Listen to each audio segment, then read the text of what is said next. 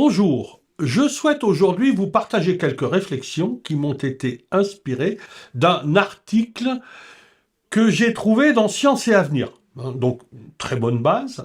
Et cet article parle du béton. Vous me verrez de temps en temps vous quitter des yeux parce que j'irai justement regarder cet article que j'ai en lien sur un autre écran. Et donc, c'est une interview qui a été faite par Hervé Rattel de Madame Valérie Lostis. Alors, je vous fais, pas le panégyrique, mais je vous dis très rapidement qui est cette dame. Valérie Lostis est experte dans le comportement et le vieillissement des matériaux. Depuis 2020, elle est en charge des partenariats institutionnels à la direction des programmes énergie du CEA, le centre de l'énergie atomique. Donc, institution française de grande qualité et qui fait appel en règle générale à de très bons experts. Et donc, il semble que cette dame ait des lettres de noblesse totalement incontestables. Et que nous dit-elle? Alors,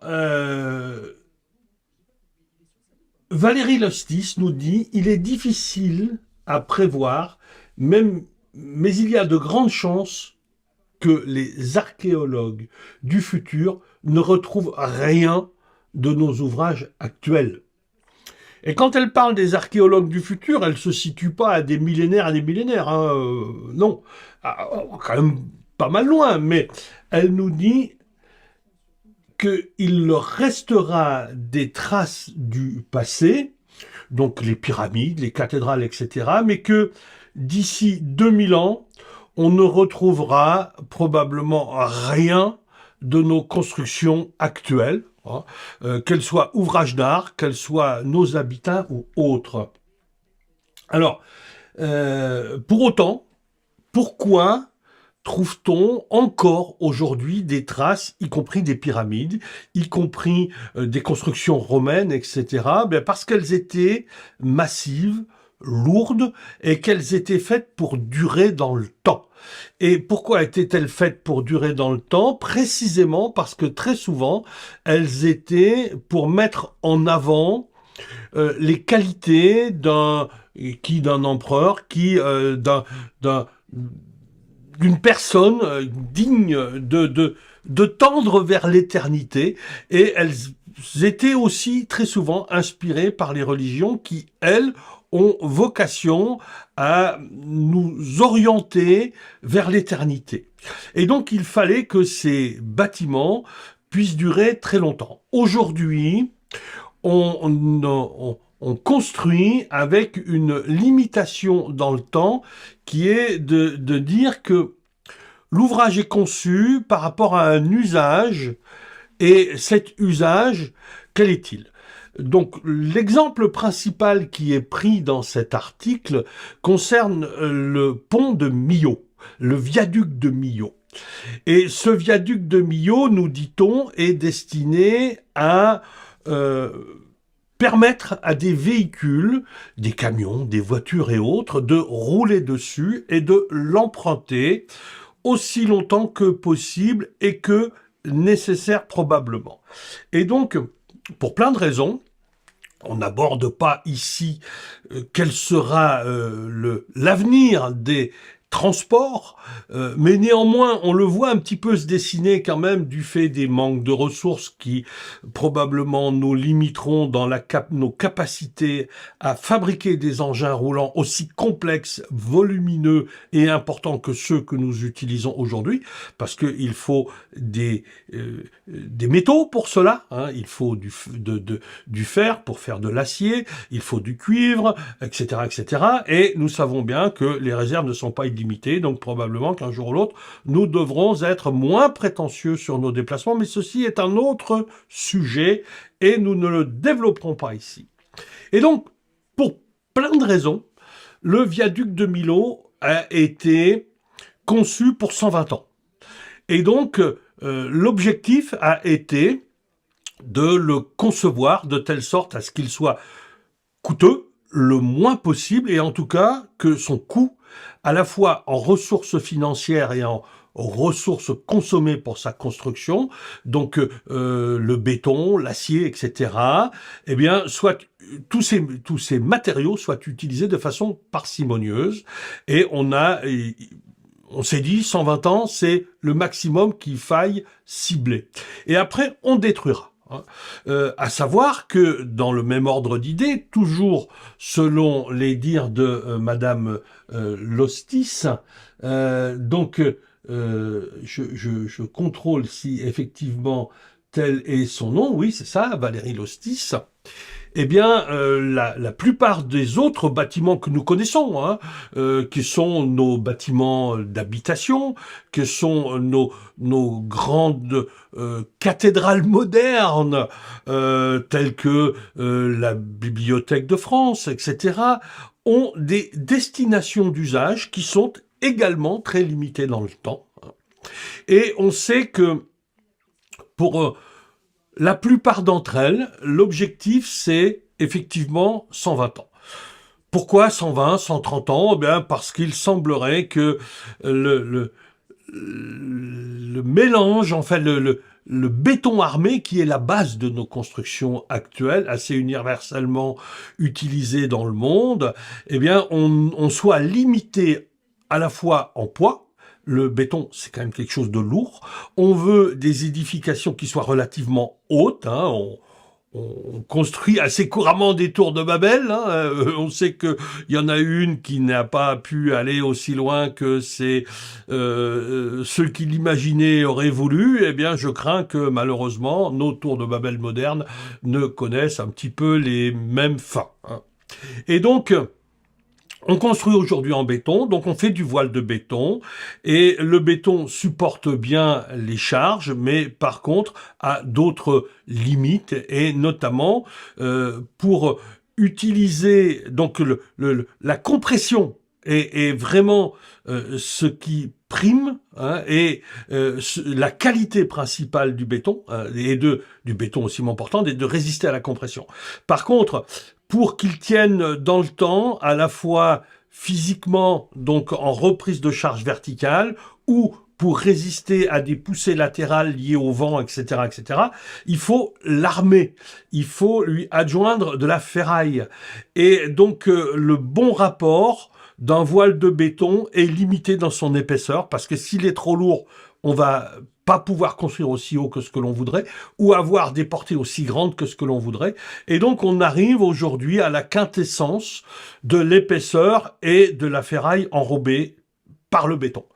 Et donc, on a des enrobages qui sont relativement faibles, on a des ferrailles qui sont proches de l'extérieur, on a des phénomènes de migration de la vapeur d'eau et de l'eau de l'eau, pardon, pas de la vapeur d'eau, de l'eau dans le béton. Et donc, le béton lui-même, même s'il carbonate beaucoup moins que la chaux, a quand même une certaine propension à carbonater, c'est-à-dire donc puiser le carbone de l'eau et libérer l'oxygène, et l'oxygène vient oxyder les métaux et les dégrader, et donc tous ces ensembles font qu'effectivement, il est difficile, avec ces techniques-là, de pouvoir s'engager sur des durées au-delà de 120, 130 ans. Donc tout ce qu'on construit aujourd'hui est destiné à ne pas avoir une durée de vie beaucoup plus longue que ça. À savoir également que beaucoup des immeubles qui sont construits, eux, sont conçus pour des durées de vie de l'ordre de 50, 60 ans. Et que au-delà, on considère que, eh bien, il va falloir faire de très gros entretiens, voire peut-être, et on a commencé à détruire pour refaire. L'inconvénient dans tout ça, c'est que on consomme énormément d'énergie pour toutes ces fabrications, puisque pour faire du ciment, il faut prendre entre autres du calcaire et puis quelques autres ingrédients, et on fait cuire tout ça à 1450 degrés environ. Et donc, avec quoi fait-on cuire? Parce que ces 1450 degrés, ce n'est quand même pas rien à atteindre. On le fait le plus souvent avec de l'énergie fossile. L'énergie fossile, elle est limitée en disponibilité et elle consiste à brûler, cette combustion libère dans l'atmosphère du CO2 et entre autres du carbone qui a été piégé au Carbonifère, c'est-à-dire il y a entre moins 300 et moins 360 millions d'années par rapport à aujourd'hui.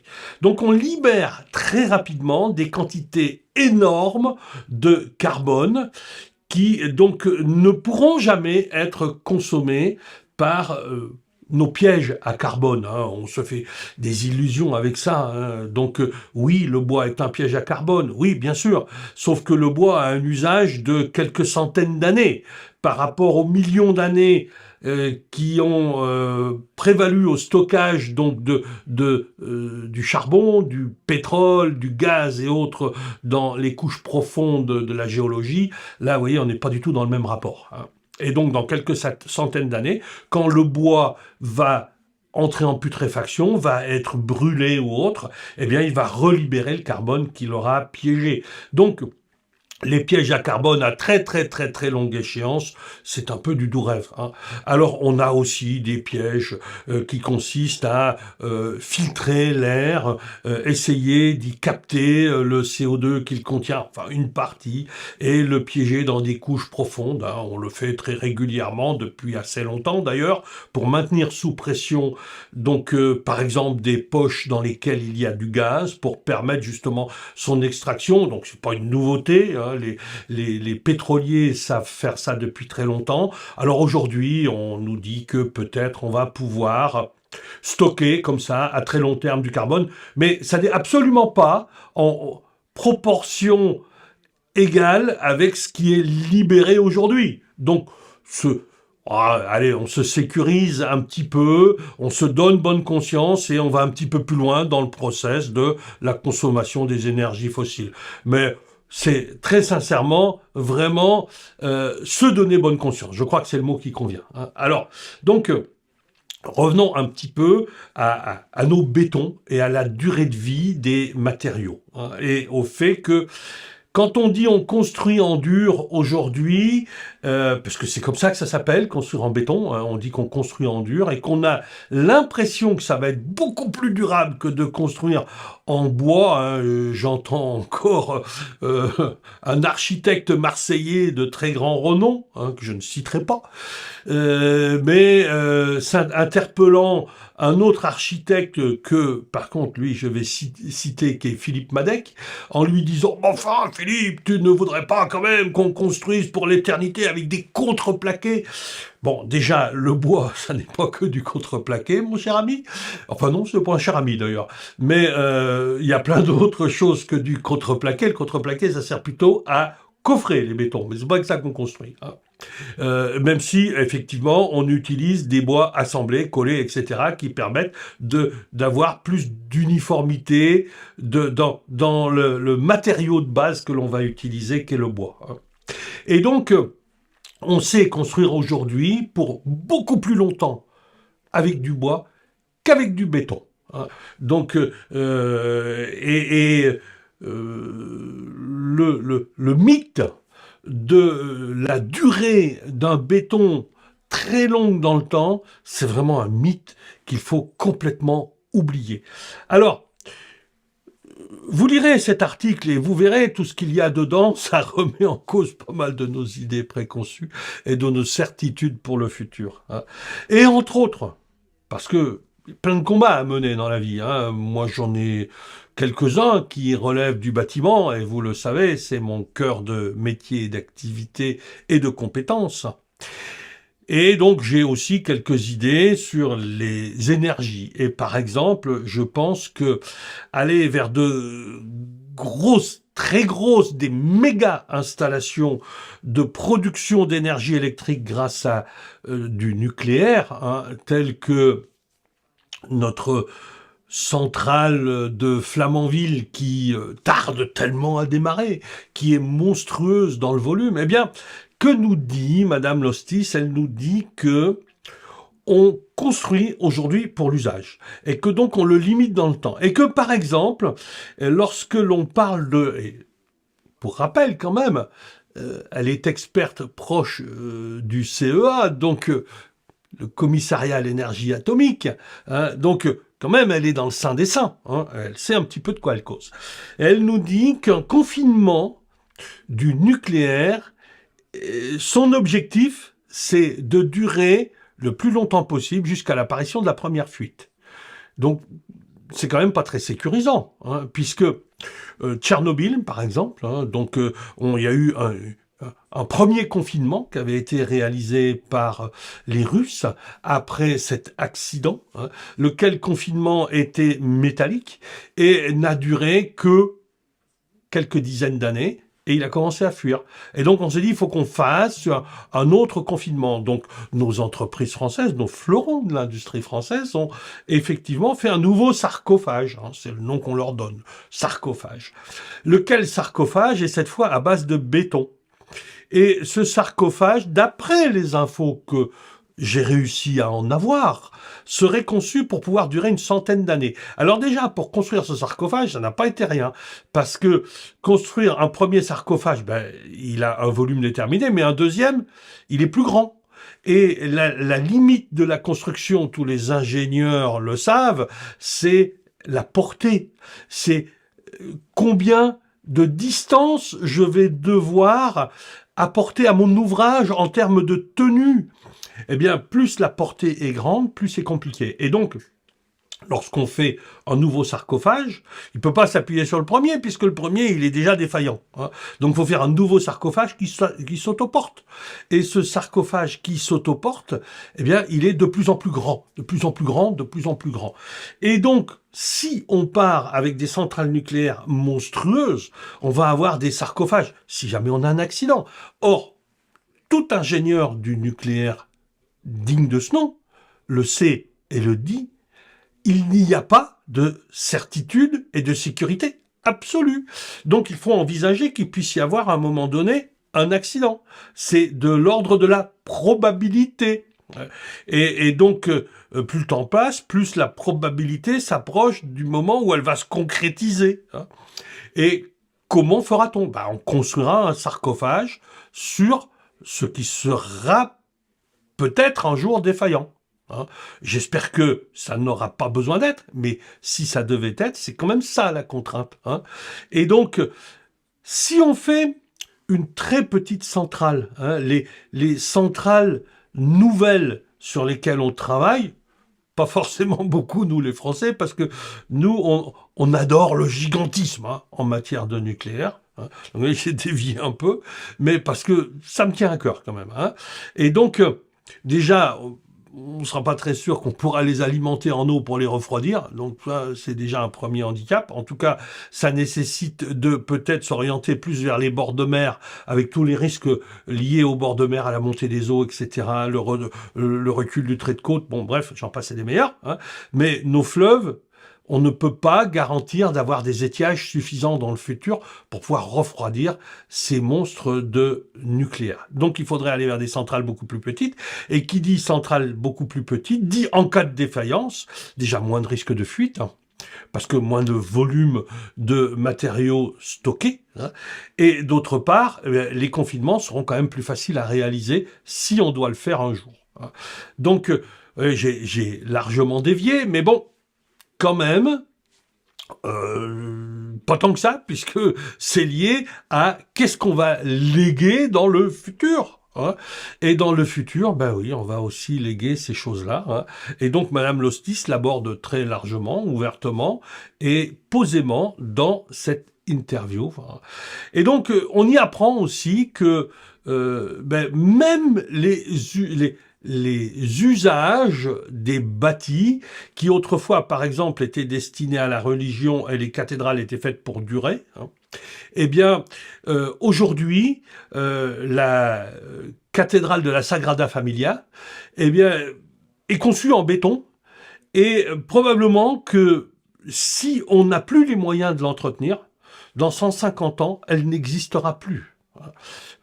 Pourquoi n'existera-t-elle plus? Ben, tout simplement parce que les ferrailles auront rouillé, parce que les voiles de béton se seront dégradées et que on n'aura peut-être plus les moyens techniques, financiers ou la volonté de consacrer énormément d'énergie à sauver un bâtiment alors que peut-être il faudrait aussi se donner les moyens de donner la possibilité aux humains de continuer à vivre dans ce biotope naturel qu'est notre Terre, sur ce biotope qu'est notre Terre. Et donc, la Sagrada Familia a déjà été rénovée plusieurs fois. Semble-t-il, c'est en tout cas Madame Lostis qui nous le dit, et je n'ai aucune raison de mettre en doute les paroles de cette dame. Alors, voilà ce dont je souhaitais vous parler aujourd'hui. Alors, une autre réflexion m'est inspirée par cet article, puisque de plus en plus, on entend des économistes, des urbanistes, on a aussi quelques ethnologues qui nous disent que l'évolution de l'humanité est de tendre vers des mégapoles. Alors, les mégapoles, c'est soit elles sont verticales, donc on empile, et on vient de voir, en tout cas on a l'éclairage de Madame Lostis qui nous dit que les bétons étant limités en durée dans le temps, et attendu que c'est le principal mode constructif des empilages, eh bien, c'est peut-être pas vers cette orientation qu'il faut aller. Et donc, si on va vraiment vers une urbanisation, et que on applique ce qu'elle nous dit en disant, ben voilà, dans 120, dans 150 ans, il faudra refaire. Alors, certes, l'article finit par une conclusion qui dit que aujourd'hui, les cimentiers rêvent de pouvoir recycler à l'infini les bétons. Sauf que pour le moment, c'est encore une attente, un rêve. Et donc, moi, ça fait un moment que j'entends parler on va trouver des solutions, on va trouver des solutions, on va trouver des solutions. Sauf que les solutions, elles n'arrivent pas. Et donc, je me dis que peut-être que plutôt que d'urbaniser, si on ne peut pas le faire verticalement, donc il faudrait le faire horizontalement, et à ce moment-là, on va aller vers des mégapoles qui vont s'étendre à l'infini, avec à nouveau d'autres problèmes. Comment va-t-on alimenter les gens? Va-t-on continuer à consommer à l'infini des terrains qui ne pourront plus l'être pour des usages agricoles, mais pour des usages d'habitation, de commerce, de tertiaire, etc., etc. On va devoir envisager des déplacements parce que on produira loin et il faudra les rapprocher, etc. Moi, je me demande s'il ne serait pas grand temps de se poser la question d'un autre mode de développement et que peut-être la concentration urbaine ne serait pas forcément la solution la meilleure, en tout cas pas vers les mégapoles. Alors moi, je suis pas urbaniste, je suis pas ethnologue, je suis rien de tout ça. Et par contre, toutes ces orientations qu'on nous vend là comme étant, qu'on nous présente comme étant inévitables, je me demande si elles sont tellement durables et si elles sont même simplement envisageables au-delà de 100 à 150 ans. Et 100 à 150 ans pour l'humanité, c'est quand même extrêmement court. Donc voilà le genre de réflexion que de temps en temps j'ai et que je voulais partager avec vous. J'espère vous avoir conservé jusque-là, j'espère ne vous avoir pas mis trop le moral à zéro. Il y a forcément des solutions. L'homme est un être très inventif, il va les trouver. Mais peut-être ces solutions ne sont-elles pas celles qu'aujourd'hui on nous présente comme étant inéluctables, bien pensées, bien prévues, et donc qu'on n'a qu'à se fier à nos dirigeants, ils maîtrisent tout. Je ne suis pas certain que toutes les données aient été bien prises en compte. Voilà mon partage. À très bientôt.